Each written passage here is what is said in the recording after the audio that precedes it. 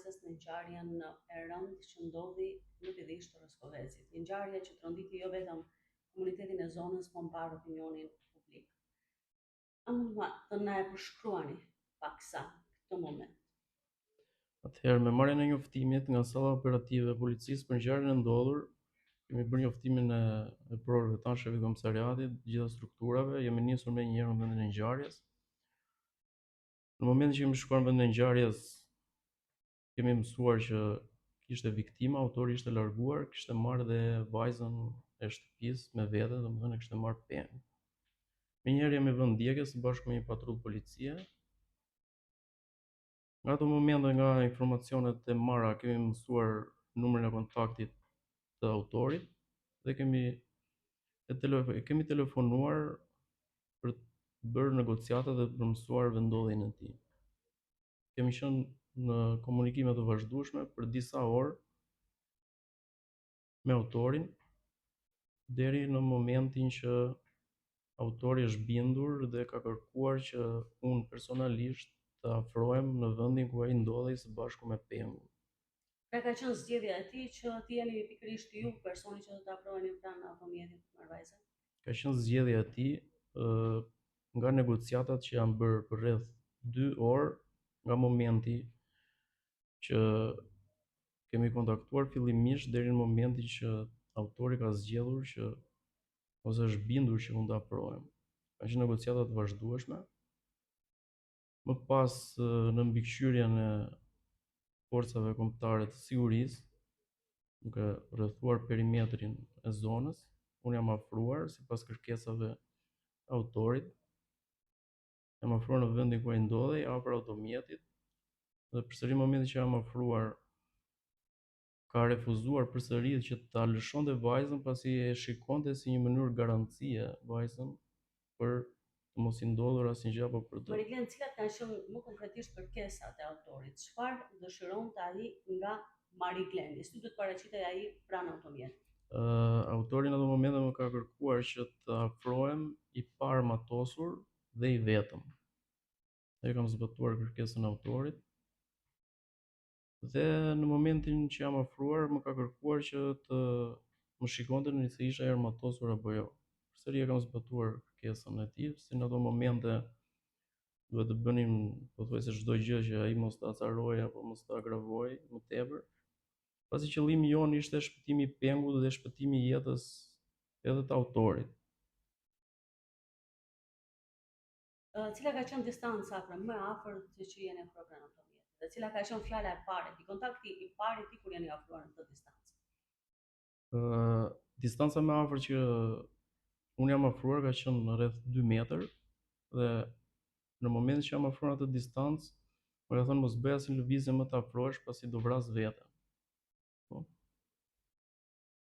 Më pas jam tërhequr, kam vazhduar negociatat me autorin derisa është bërë e mundur që autori të lironte pengun që kishte marrë. E gjithë kjo situatë është monitoruar nga snajperistët. Megjithatë, ai ishte një moment i frikshëm. Mund të them që ishte një moment i rrezikshëm, por i frikshëm në ato momente nuk mendon më për frikën, por mendon se si që të shpëtosh një jetë njeriu, pasi atje çdo sekondë ishte vendimtare. Veprimet duheshin kryer sa më shpejt, pasi gjendja e rënduar në cilën ndodhej autori në çdo moment mund të agravonte dhe gjithçka tjetër mund të pritej që të rëndonte situata. Kështu që në ato momente kemi menduar vetëm për shpëtimin e jetës së vajzës dhe të autorit, nuk kemi menduar për pjesën e frikës. Ndalim tek momenti që vajza lirohet.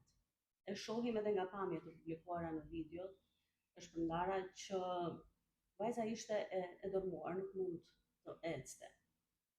Ishte në një gjendje shumë të rëndë.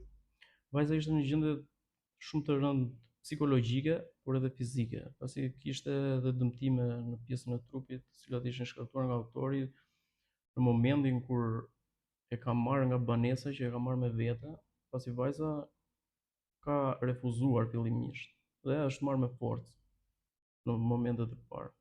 Kështu që kishte shumë dëmtime në pjesën e trupit, dëmtime fizike, dhe të cilat e bënin të pamundur që vajza të ecte. Dhe në ato momente që vajza ka dalë nga automjeti, duhej që të largohej sa më shpejt nga zona e rrezikut. Ndërkohë që edhe atletët i shohim në një moment. Po atletët i shohim pasi terreni ishte i vështirë, domethënë dhe ishte me një bimësi, me gjëmba, bënin të pamundur që të ecje lirshëm.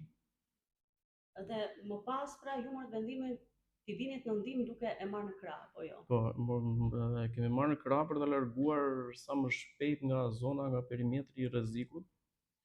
Dhe pasi kam vendosur vajzën në një zonë të sigurt, janë afruar punonjësit e tjerë policisë, të cilët e kanë marrë dhe e kanë dërguar për ndihmë mjekësore në spital. Dhe përsëri jam rikthyer te autori për të vazhduar negociatat që të lironte, domethënë të dorëzonte armën dhe që mos të vazhdonte më me situatën. Mariklen, ju jeni shef stacioni i Rostovecit, i policisë së Rostovecit. A i njihnit të dyja palët? Kam patur vetëm një rast me palët para disa kohësh kur vajza e cila është marrë penë ka bërë një kallëzim penal për autorin, i cili është arrestuar nga ana jonë për përndjekje. Dhe ky ka qenë vetëm një rast që unë kam patur kontakt me palët. Një moment që ngjalli debat në gjithë këtë ngjarje, pavarësisht detajeve të rënda dhe 3 viktimave, ishte edhe fakti që sipas pretendimeve të familjarëve, autori e shkelte arrestin e shtëpisë, ndodhi në arrest shtëpie dhe dilte lirshëm. Realisht si qëndron e vërteta? Tani autori është monitoruar në mënyrë të vazhdueshme në zbatim të gjitha procedurave standarde të policisë për kontrollin e personave me arrest shtëpie. Është monitoruar në mënyrë të vazhdueshme dhe në të gjitha rastet që është kontrolluar, autori është gjendur në banesë. Është një ndër momentet më të vështira besoj të karrierës tuaj 12 vjeçare apo jo? Patjetër që ky është momenti më i vështirë, sepse këto janë raste shumë të rënda që ndodhin shumë rrallë dhe shpresoj që mos të ketë raste të tilla. Shpreh ngushëllime për të dyja familjet, për viktimat,